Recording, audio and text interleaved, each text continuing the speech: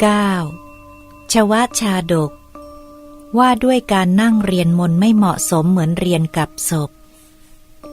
คนจันทานโพธิสัตว์ไปลักมะม่วงในพระราชอุทยานเห็นพระราชานั่งในที่สูงเรียนมนต์ปุโรหิตนั่งในที่ต่ำสอนมนต์จึงลงจากต้นมะม่วงมาตำหนิถูกพระราชาตรัสถามแล้วจึงกราบทูลว่า33กิจที่เราทั้งสามกระทำขึ้นนี้ทั้งหมดไม่ชอบธรรมเพราะคนทั้งสองไม่เห็นธรรมเนียมจึงเคลื่อนคลาดจากธรรมเนียมเดิมอาจารย์ผู้สอนมนต์นั่งต่ำและศิษย์ผู้เรียนมนต์นั่งสูงปุโรหิตกล่าวว่า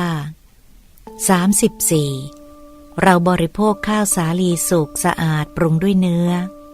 เพราะฉะนั้นเราจึงไม่ประพฤติธรรมที่ฤาษีทั้งหลายประพฤติกันพระโพธิสัตว์กล่าวว่า35ท่านจงหลีกไปโลกนี้ยังกว้างใหญ่แม้คนอื่นในชมพูทวีปก็ยังหุงข้าวกินกันอยู่เพราะเหตุนั้นขออธรรมที่ท่านได้ประพฤติมาแล้วอย่าได้ทำลายท่านเหมือนหินทำลายหม้อเลย36พราหมณ์น่าติเตียนการได้ยศ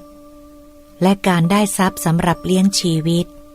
ซึ่งเป็นเหตุให้ประสบความพินาศและประพฤติผิดธรรมชวชาดกที่9จบ